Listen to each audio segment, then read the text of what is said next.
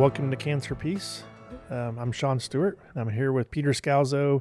And yes, we're wearing the same thing as last week because we decided to record part 2. Oh, yeah. Not because we're wearing the same thing as last week. Although I could be, right? Yeah, I think sometimes your minimalist Yeah, style. Yeah. Yeah. I think we got several weeks of you in the Wardrobe. same thing. Yeah. Especially the wintertime. It's all about warmth. Yeah, De minimis, yes. I like it. That's a branding that Peter's going to put on something and probably sell on the website at some point in time. De minimis. It sounds very mystical, right? Yeah. So, and that's good because we are on a topic that we're enjoying the conversation. Hope you are too, Yeah. of mystery, embracing mystery in your cancer journey, wading into the great unknown. There were different things that we put on it in our last podcast, and so we wanted to continue this conversation because we think it's so important. It's something that's not really embraced a lot in our culture and time. But I think if you're in a time where there's so much uncertainty, we really think that not putting a bow on this journey, but wading into this, there's some things of great value. And I think that's a little bit where we wanted to go today, and maybe put purpose and just add a little more definition around it. So I'm going to kick it over to Peter because he had some thoughts he wanted to kick off on to start us off today. Yeah. Besides the concept of waiting on God, because I think that's a great principle through Scripture. There's so many biblical characters who were given a word and then had to wait for a long time. Oh, yes. Years and years. And so I think we should talk about some of those folks. But I think that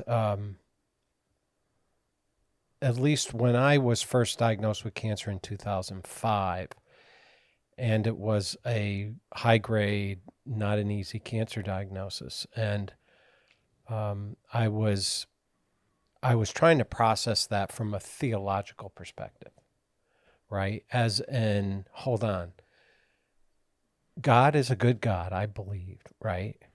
Yet here I was facing a very painful, really a tragic thing. 6 kids, busy attorney, basically a death sentence was going on. And so I had to process, what does this all mean? And how I processed it was when I surrendered my life to Christ, I became his child, and Scripture talks about that he owns me, I was bought with a price, all these things. So there's this kind of ownership concept. And then I thought, well, did he bring the harm on me? That was one major thought. And it was, no, I think harm comes from sin, the brokenness of this world, the enemy, all that. But God is ultimately in charge of me. So did it cross his desk first? And I think that's what I came down to. I came down to the fact that it filtered through his hands first. And so then I had to reconcile, well, a good God with what was going on with this cancer journey, and 19 years, now I'm heading into my 19th year of this thing, and I'm still on it. And so I think this whole podcast has been helpful for me, Sean, because you've been so great at talking about the wall. The wall to me is a mystery. Why did I need to go through the wall of cancer, right? Mm-hmm. The dark nights of the soul. Why did I need to do that? And I'm not sure I have the answer totally, but I know there's some results that happen because of going through the wall. But I think the mystery for me was, why was the wall put there? Why did I have to travel? Why have I had to be on this cancer road for 1/3 of my life? I'm in my 60s now. 1/3 of my life has been in the cancer space. So you feel like you have been given some answers to that though too, right? I see now at this point, after 19 years, I see God's hand in it. Mm-hmm. But I don't think I know nearly all I think it's a total mystery to me, everything that God is doing in and through this journey. And I do know that I've learned about dependence on Christ because my major theme when I talk about it is I can't, but Jesus can. I mean, this cancer journey was way beyond what I could do. I didn't have the ability to make it through. I remember even in my 14 surgery, which is almost 10 years ago now, I remember saying I was in ICU and I was like, I can't do this anymore. Physically, my body is done. Emotionally, I couldn't do it. And spiritually. In essence, God wanted me to be in that place of just utter depravity in myself. I didn't have the tools myself to pick myself out of that hole. And so Poverty. He wanted you in poverty. Yeah. Total poverty. And so God rescued me. Yes. And he gets the glory in it. And yet, people, believe me, well-meaning Christians praying over me, God's got this, you're done. The surgeon's going to get in there. He's not going to find anything, or he'll find minimal stuff. All that was not true. That's not what happened. Mm. And so the mystery that I had to deal with was, God, it seems like you're going against who you are. Like, I don't get this. I don't understand it. I don't understand dying in this way. I don't understand the fact that 10 years earlier you had told me I would have a platform, a ministry from this, and yet it hasn't happened. Mm. Like, I don't understand.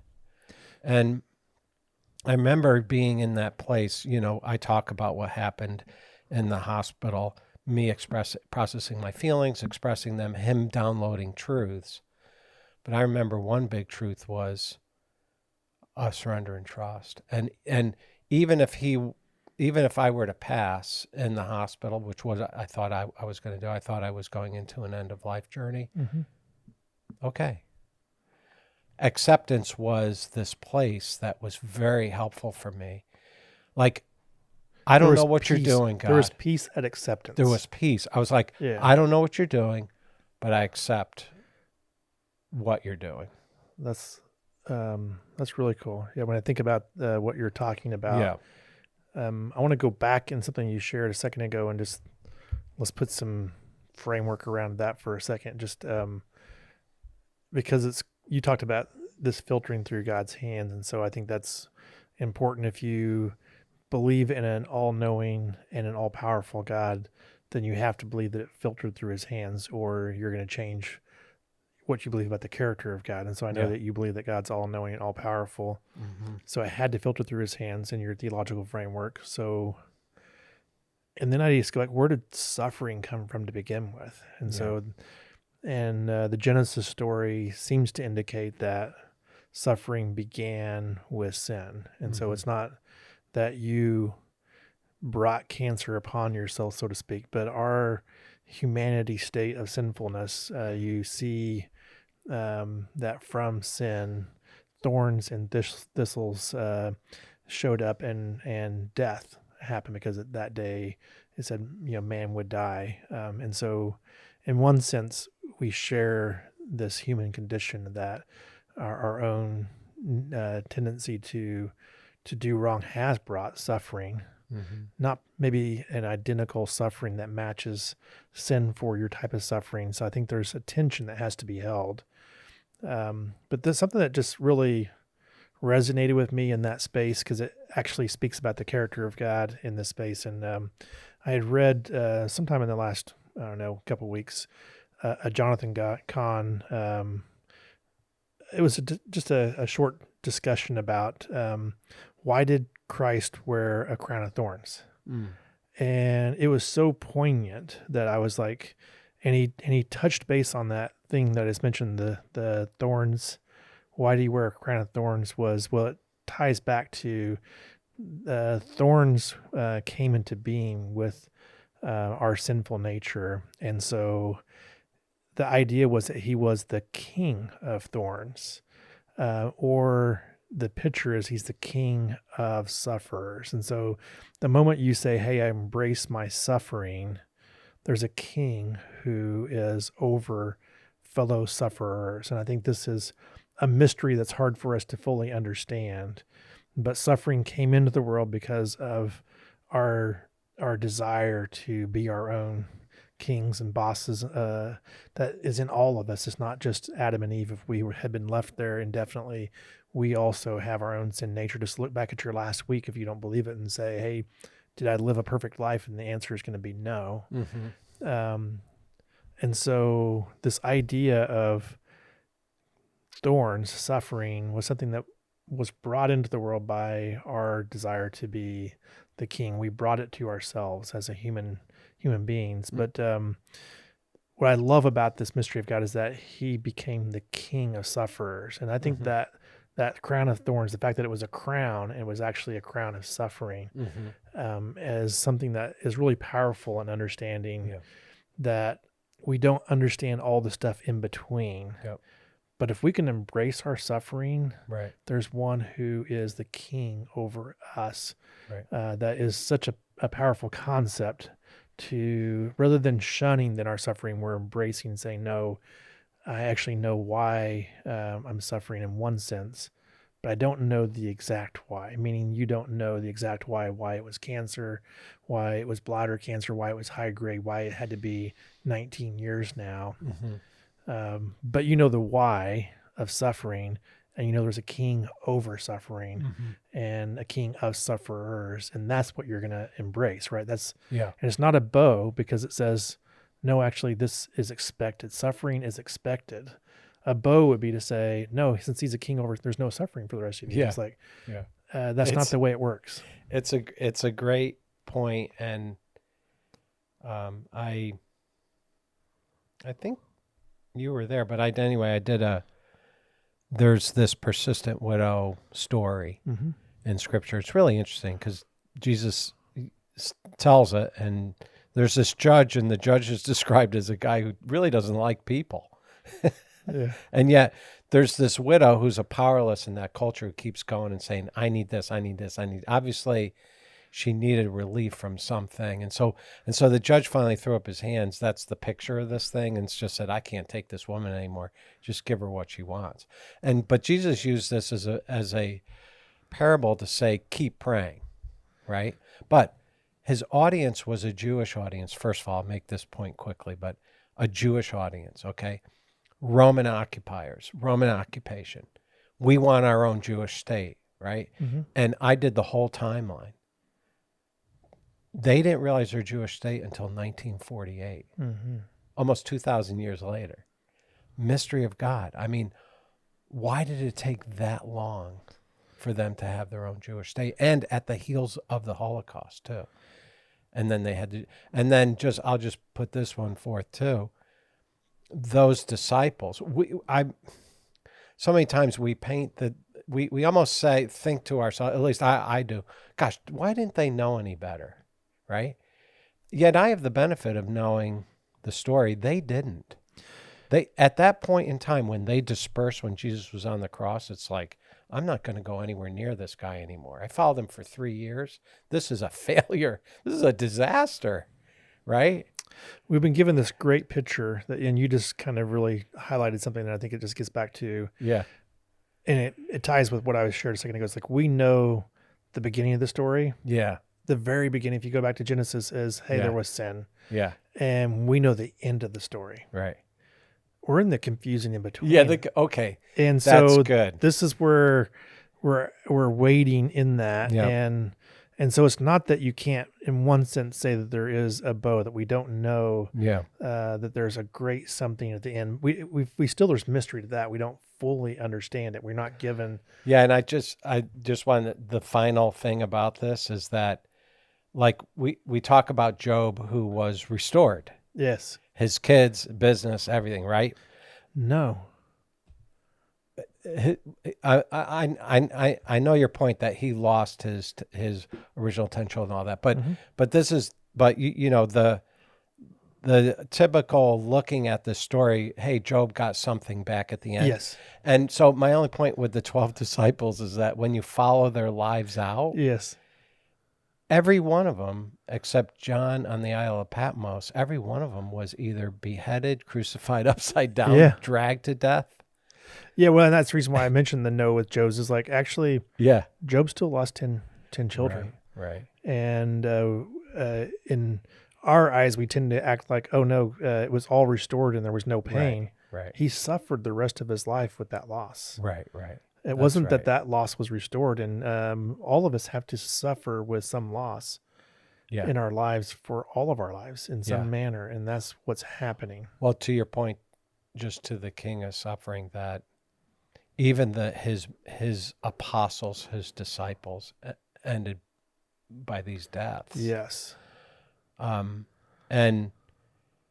I like what was it called again? What the confusing in between. Yeah. That's a great way to put it. Like, and we can talk about some of these characters, but I like to think about Abraham, and like his name was changed from Abram to Abraham, like the father of all nations, right? Yeah. And he's promised this child, a child of promise, Isaac. Yes. He had already had the Hagar Ishmael event that happened, where Sarai, or Sarah, her name was changed to, had, really said, I want you to start a family with my slave, my servant. And we know how that went. So, but anyway, he was told at age 75, hey, you're going to have a son, the child of promise. 25 years later. It took 25. Yes. So what were you, every day you get up for those 25 years and you're like, well, what is the deal with that promise? Yes, that's such a good example. I think you're highlighting something that needs to be talked about and more, because this is the part of the confusing in between, and is, and I mentioned it last podcast, and if you didn't hear it, was basically the idea that when God speaks something, most of the time it looks counterintuitive to what you expect. And so here you have Abraham being given a promise, and so was Sarah. Sarai at the time was given a promise, and she was past childbearing years. Mm-hmm. And so, she laughed when she heard that, when it's like, hey, next year you're going to be, and this is when they got close, but it seems impossible. But if God said it, it's going to happen. And I think what you're highlighting, though, is this time period. And you mentioned Joseph also. And I love this idea is Joseph was given a dream that he knew had great meaning. And it was his brothers and his dad were going to bow down to him. And what's the very next thing that happens? Not very next, but it happens pretty soon in the stories. The opposite. He gets sold as a slave by his brothers. It's like, that's such a confusing in between. It does not make sense per the dream that he was given.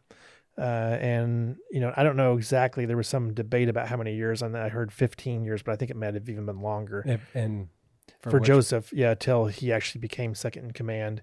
Oh, I know. Egypt. I know that some of the scholars say 13 years just in the prison. In the prison, yes. That's what I'm. Yeah. So it's a much longer period of time. Yeah. And so you're talking about many years of confusing in between. Yeah. And I love the Joseph story because he seems to lean into that. In that confusing in between and what was happening. And what I really love about that story, and it's going to get a bit to the part of the purpose I think we're talking about here, isn't to explain the exact why of cancer, but there is a why that you can see show up. And that is, what I like about the Joseph story is that you see God say, hey, you see in his opening story, he's an immature,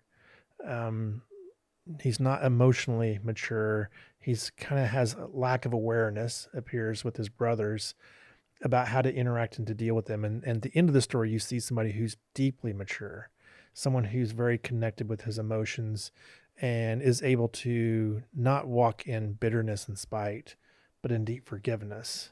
And you see at the very end of this Genesis 50, you see him say, what you meant for evil, God meant for good. So he really sees God's hand in this mystery of his life, how God used him to preserve a nation. But I think one of the most interesting things that I found when I heard this talked about early on was, if you were going to send somebody to be educated to be the second in command of a nation, we would immediately think, well, let's send them to the most elite university you could find and have them take a certain set of courses for, whether it be, government and management and all these types of things. And God sent him to be a slave in Potiphar's house. Mm-hmm. Well, where are you going to learn really the culture of the day and how the economics of the day work with every day, with people and citizens who were working and living in that culture. Yeah. Well, he let him become the manager of that house. And so he Language learned too, right? language, Everything. all the traditions. Yeah. It wasn't at the University of Egypt. It was at Potiphar's house as a slave. He learned these things. Yeah. And then you get to that emotional side of, in when he got sent to prison and he was betrayed. Well, the hardest things to deal with in leadership is, people and unreliable people and betrayal. And like the greatest tests are those tests where the people around you that you trusted the most, when they don't come through. And what do you do with that in your physical, emotional, in your state? He learned these things in prison, and yet he grew not in bitterness, but in him as a person, learning how to walk through some really difficult things and how to manage, even not from span of control, Yeah. but from his influence and his relationship, deep relationship with God. And so we're highlighting those things for Yeah, not I think to, two of the essential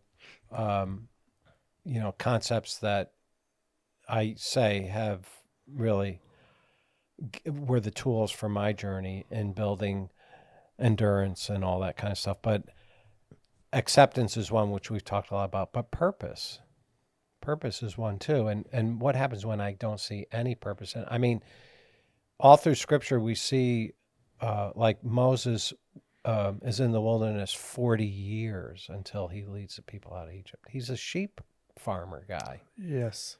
Imagine like year 20, I would be like, I'm not doing this anymore. I'm sick of these sheep. I'm finished with this job. Isn't that where you're at with 19 years of cancer? Yeah. Yeah. You're sick of this. Yeah. I don't want medical to, situations. Yeah. I'm tired of it. You and I've had these Treatments and conversations on the procedures. side. It's like, I've had enough of being Right. poked, prodded, put under anesthesia. Right. All that is like, it's really tiring. Yeah. I was telling someone, I think maybe 70 times, and, with procedures and operations and everything going under general in that time period. Yeah. In June, next month, I have to go again. And it probably seems hard to, the purpose and a medical reason why you're Mm-hmm. going for the procedure, but what's the real purpose of that particular suffering for you in your life? Are you asking me? Well, I'm saying, Do I have to answer that? you don't have to answer, but my point was, it's probably hard to see that, right? Yeah, it is. Like, what's the point Yeah. of this next thing in, Right. like, from a real life purpose outside of just the survival purpose? Yeah. What's the Well, real? my girlfriend's daughter, who's 19, just lost a friend in a car accident, a 19-year-old girl. How do you explain that? Right. I can't explain it. Right. I can't explain a lot of things, like even scriptural principles, like consider all joy when you have trials. That's a hard one to explain. It's a paradox, really, Be thankful in all circumstances, rejoice always. I think I'm glad you mentioned that. And so when you say paradox, it looks like that something is true in one side, but it also has an opposite point that is also true at the exact same time. Right. And I think that's what mystery is all about, is embracing both sides of that. And so in a cancer journey, as you're walking along, there is a point, there is something that's happening. You see in the book of Peter, you see where these different endurance and perseverance are creating something in you. And so you see that in the Joseph story. I see it in Abraham's story, where God is literally maturing him over the course of 100 years or something. It's a big number.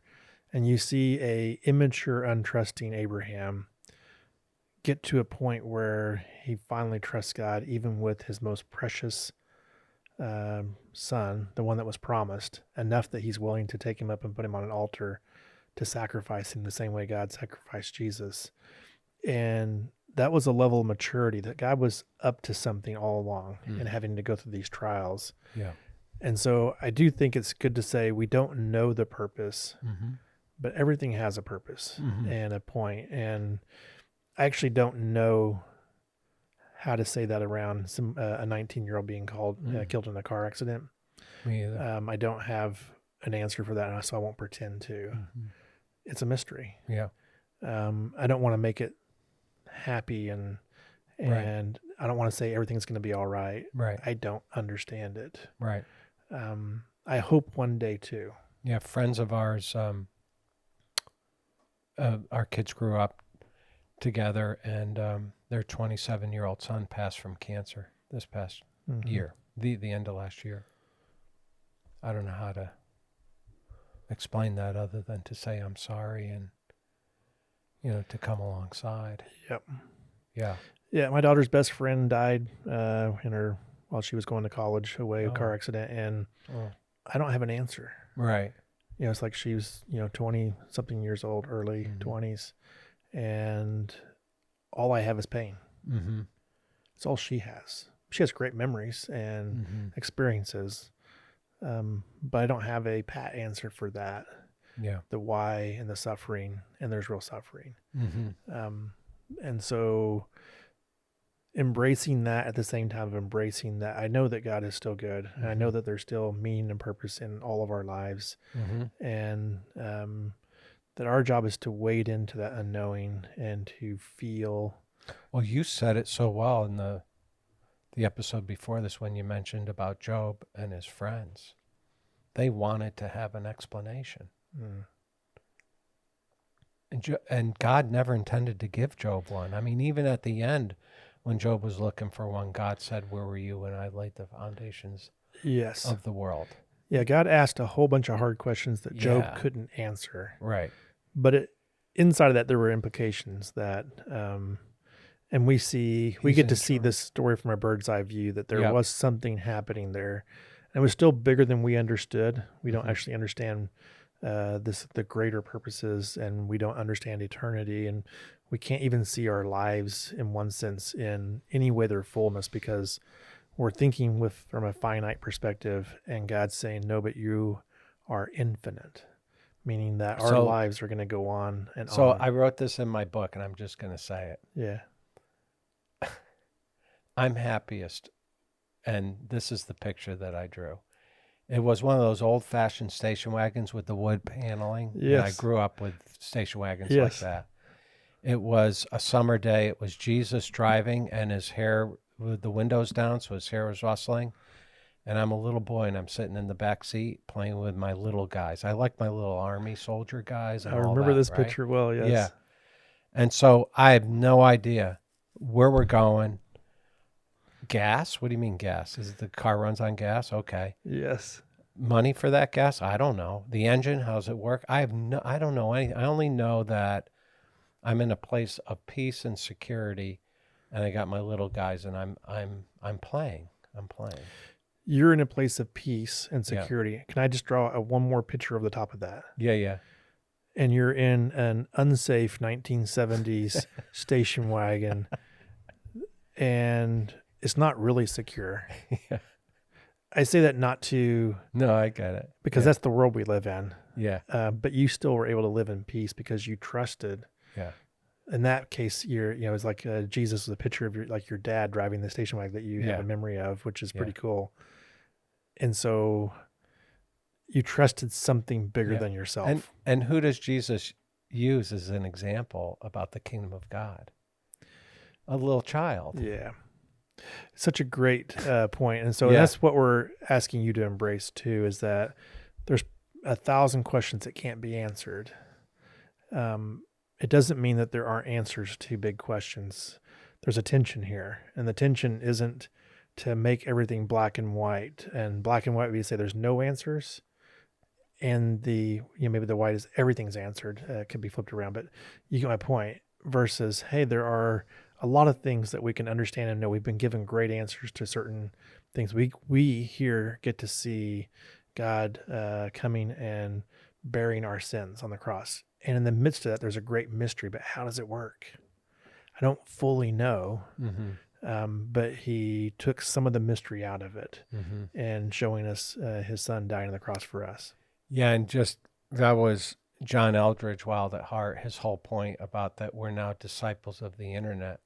And the result has been we want to strip mystery out. Yes, yes. Well, let's talk about that for 2 seconds here. I know we're getting close to the end of time here, but an example of our modern cultures, and I've heard this asked, like, when's the last time you sat in a conversation at a table and walked away with not getting the question answered?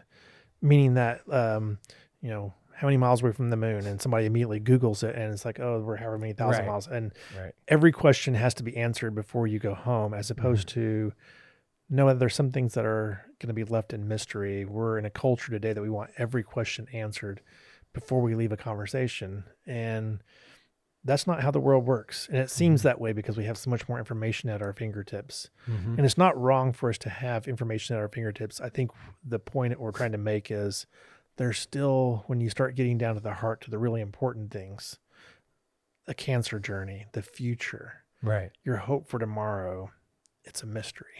I remember, this is a quick story, but I had scheduled a meeting with the top guy for my particular cancer, and he happened to be at Memorial Sloan Kettering. So I went down to this meeting, and he had his team with him. I wanted to just pick his brains as far as I was being treated already by another oncologist, my surgical oncologist, but I just wanted to pick his brains for what's new going on. And then he walked in with his team and sat down, and he said, "We really don't know what we're doing." And I said, "I kind of thought so." But it was like I left that meeting thinking, okay, God, they don't have a handle on this. They don't even, they put forth immunotherapy, which has been a wonderful new thing for me, but okay, so they don't know what they're doing. Man, this is our lives that we have today. And I think about our mission here, and I want to put certainty around it. Hey, this is what we're going to do tomorrow. This is what it's going to look like. Here's how. And I got no idea. I honestly don't know what's going to happen tomorrow. I get to walk into the day and walk into that mystery, and it's going to be revealed to me one day at a time. This is our life, and embrace that. Embrace it as actually one of the beautiful things of life, I think, is what we're asking. And it's a learning to trust. It's learning to trust God with tomorrow. Even if it doesn't look like what we want it to look like, it's learning to trust him with that. Yeah, that principle in CR, realize I'm not God. And then the last part of the serenity play is trusting that he will make all things right if I surrender to his will. And maybe that sounds like a bow. And that I may be reasonably happy in this life and supremely happy with him forever. That's where I was going. I'm glad you mentioned it, because it's really saying in this life, there is no guarantees. We know what the very end of the story looks like, or at least we've been given a promise of how great it's going to be. But in this life, there's going to be suffering, and it may even feel unreasonable at times in our lives. And we're not going to try to explain it away. And we're asking you not to also, is to not explain it away. If God gives you some clarity, we're not saying don't embrace that. That's an awesome place to be. But that's actually a rarity, not an everyday experience. That's not the norm.